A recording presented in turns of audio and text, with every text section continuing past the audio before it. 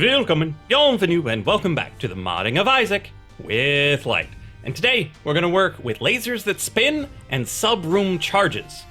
Those are charges where you gain a charge while you're fighting in the room, such that you can use it over and over again, like the candles. They let you do that subroom charging, and other things like when you've got 9 volt on a one-room charge item, it does the same thing.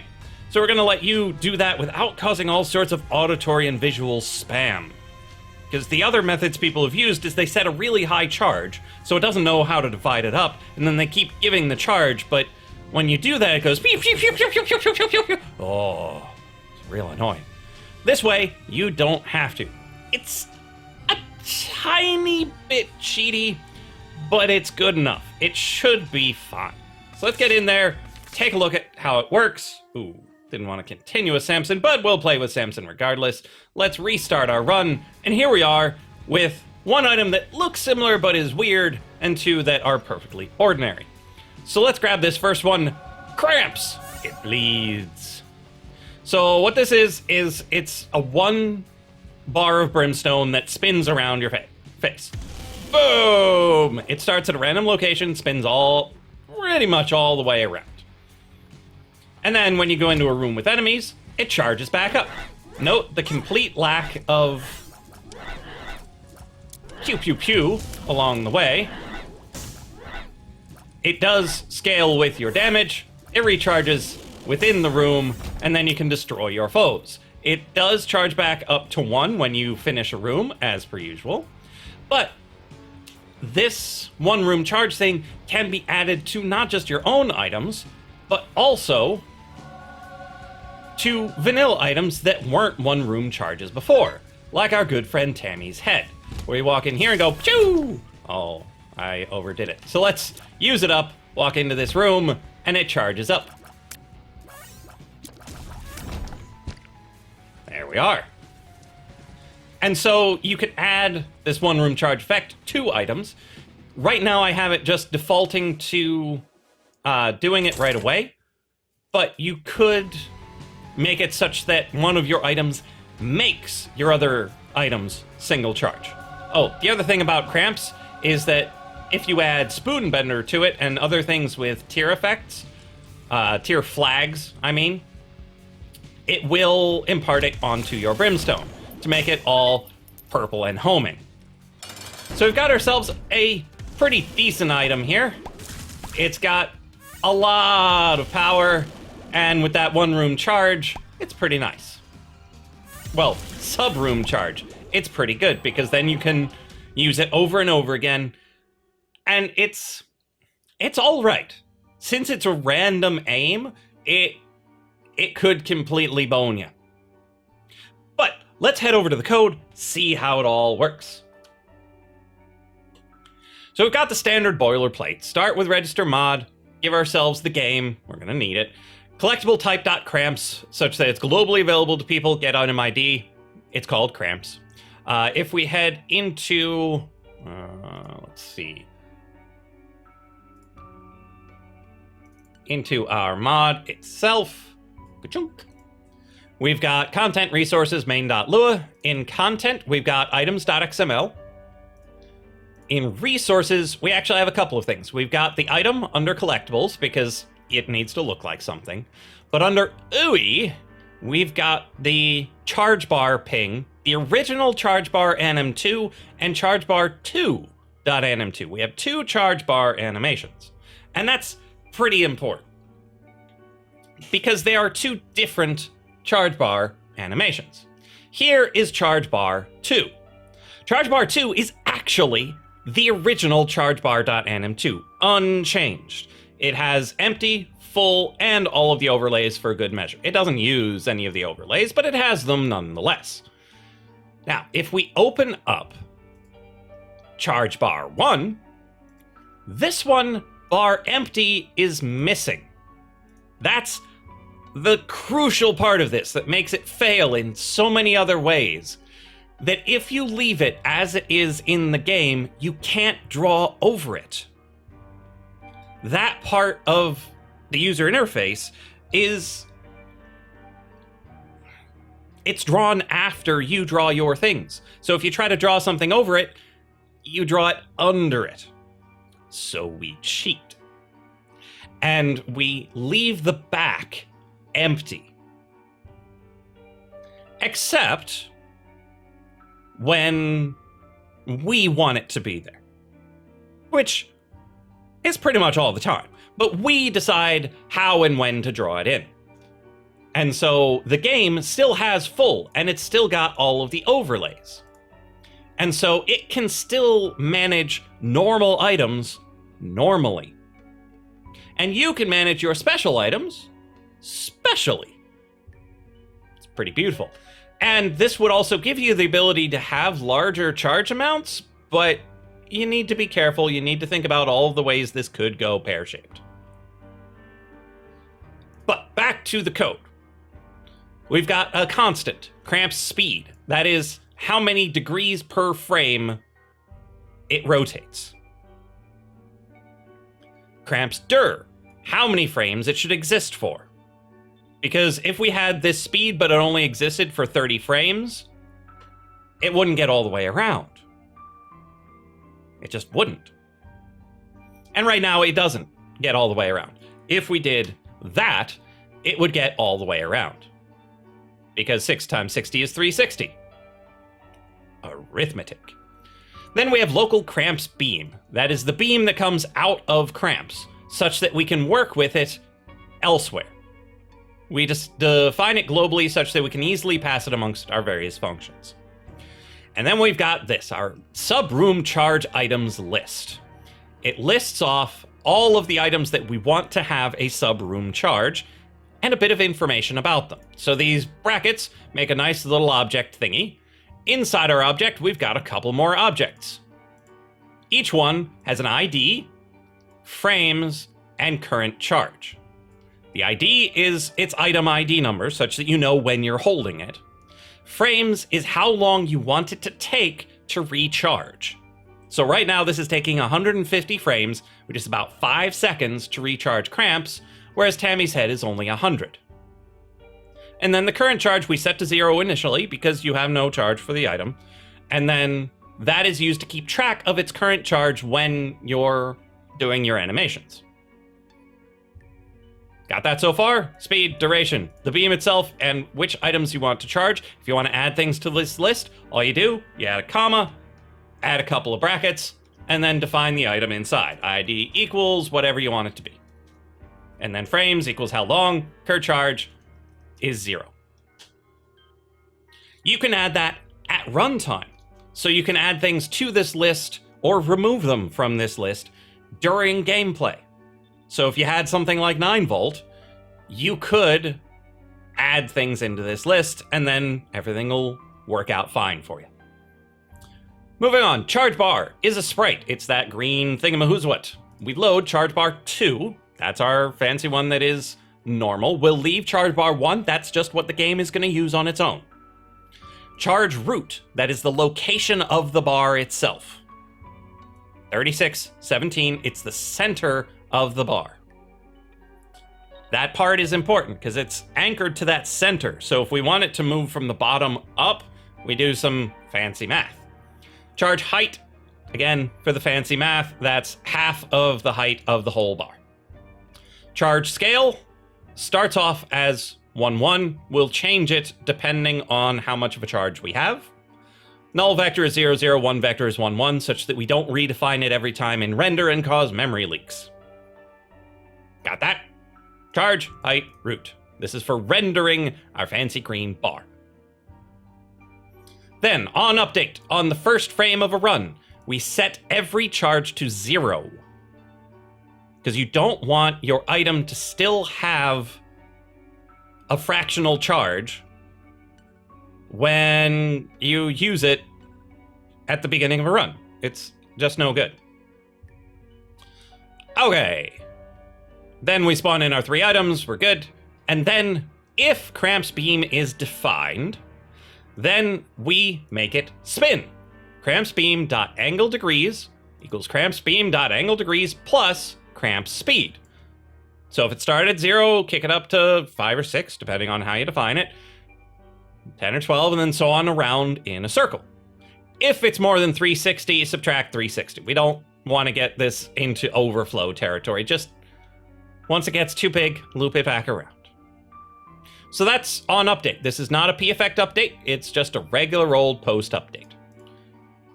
Does beginning run things and makes our beam spin around. You change the angle, it changes the way it's pointing. Then, in our p-effect update, we do the thing with the player. So we grab the room that they're currently in. If anything is still alive, you go through their charges. Actually, let's move this up. There's no particular need to have this inside the loop. So you can make decisions like this as you go, where you're like, it makes more sense to check if there are enemies alive and your active charge is 0. If that's true, then you go through all of this. So you go through every item in our subroom charges object. So all of those items that we listed up here, we go through each one and see if it matches the player's current active item. So if their active item is the item we're currently inspecting, is it Cramps? Is it Tammy's head? If it is, then we increase its current charge by 1. You got that? So every frame that goes by in a room with a fight while you're at 0, you increase its subcharge by 1 until it reaches the number of frames. So 150 or 100, depending on which item you're using. Now this, if you're a little suspect about whether or not it's going to add things properly, you don't really need to be suspect. But if you want to, you could check if it's greater than or equal to, just in case somehow it got a bonus charge from somewhere. Heck, you might have made a trinket that doubles the subroom charge speed.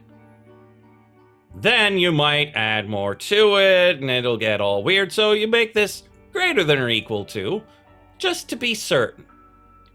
If it kicks past that count, you set it back to 0, and you give the player a full charge, because you're now going from 0 to 1. These subcharges, the game doesn't know anything about them. But once you get to full, you make it full, and then it makes that sound, and you can use the item again. That's what it takes to do it. You go through each of the items in your list, check if it's the item you got, add a charge. If it's enough, charge it and set it back to 0, such that when you hit the spacebar, it's at 0 ready to go. Okay, now the Cramps object. This is the item itself. Use item, Cramps. You get its ID number, which we don't need, and an RNG object, which we might as well use. You grab the player, then you get a direction. So you go, hey RNG, give me a random float. That's a number between 0 and 1. We multiply it by 360 to get a random angle. You're good to go. You make your Cramps beam, so Cramps beam equals entity laser.shoot angle. We've covered this before, but if in case you've forgotten it, you ask the abstract thought of an entity laser to shoot you a laser. And then you tell it which laser number 1, regular old brimstone, from where, the player's current position, in what direction, that random direction we just chose, for how long, the duration we set at the beginning of the file. The offset, so if it's firing out of one eye or out the top of his head, you can change that here. I don't really need to. And then who fired it? The player, such that if we're Guppy, we can get flies. Then we set the collision damage to be the player damage, to be certain that it scales with our damage. We set the tier flags to be the player's tier flags, so it gains homing and any other flags, burning, who knows. And then we set its color to be the player's tier color, such that it turns purple when you get the spoonbender. And other colors with other things. Like coal, it'll give it that color. It's pretty cool. Now, it won't do the fancy coal effect where it gets stronger and wider going out, unfortunately. I haven't figured out exactly how to do that just yet. But we'll look into that eventually. Unless it does it with the tier flags. I haven't checked. We'll see. And then we do the fancy magic with rendering the bar. So we grab the player because we need to know things about the player. If the player has an active item at all, we draw the empty bar in the background. Because if it's empty and it's not one of our items, it needs that background behind the overlays that the game's going to put there, because we took it out of the charge bar's anim 2. So we need to put it back when it needs to be there. So we set the frame to be empty. We set the scale to be that one vector, such that it's just normal scale. And then we render it at the charge root, which is the location of the charge bar. And then we don't clip it at all using null vector, which is vector 0, 0. So if they have an item, we do this. Whether it's one of ours, one of theirs, anything. But if they have no item, there is no bar. So you only draw it when they need it. Then we go through each sub-room charge item to see which one they have.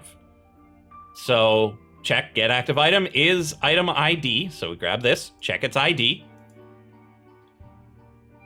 If their active item is one of ours, then we set the frame for a charge bar to be bar full. It's just that green bar.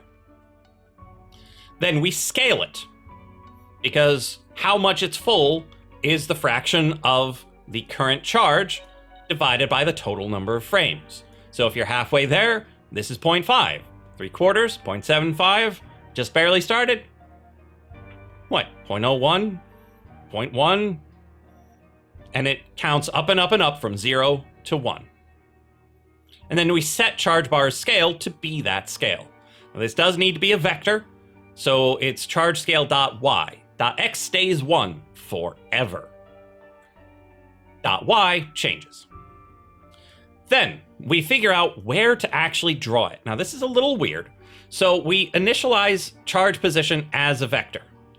If we just set it to be charge root, we would be changing charge root. Whenever you set something to be an object, it's a reference, not a copy.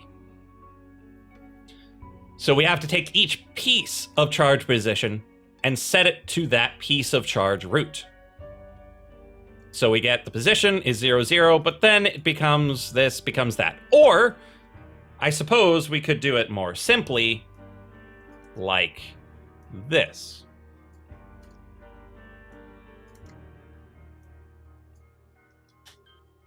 So now charge position is a vector of x and y.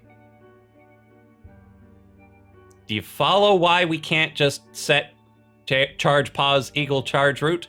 Because down here, we would be changing the charge root, and then it would go flying off the screen, never to be seen again.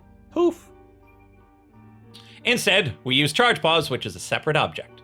So y equals y plus the charge height minus a fraction of the charge height. So what it does is it pushes it down, but doesn't push it down quite as far depending on how big it is. Now, there is a way of changing the way this is written. We could factor out charge height from all of this and change it to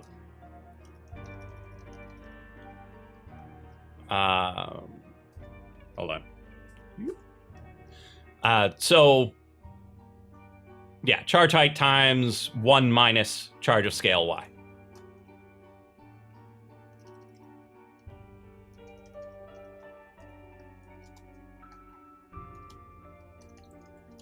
But this is a little more difficult to follow, because it's easier to think of pushing it all the way down and then pushing down a little less as it grows, because where it draws it is at the center of the green bar, and the center of the green bar changes as it grows up if you want the bottom to stay in the same place. So though I know this math is a little weird, but this is what it needs to be. Once we have that position, we draw it. You're good to go. And that's all there is. There's drawing it, making sure you have the back only when you need it. There's activating the brimstone. There's doing the charging. If you're in a room with enemies and you have no charge, then charge the item that you have. If Cramps beam exists, you make it spin around. Beginning of a run, you set every charge to 0. here we are with drawing, like the actual sprite is here. We're not drawing it just yet, but we're setting up all the parameters for drawing it. Here we've got every item that has a subroom charge. You can add and subtract them at runtime if you like. We've got the speed, and we got the duration. We got the item itself. And so now you can make fancy subroom charge items and brimstone that spins around and accepts your tier flags. That's all I've got for this episode. I will see you in the next episode of the Modding of Isaac with Lyte.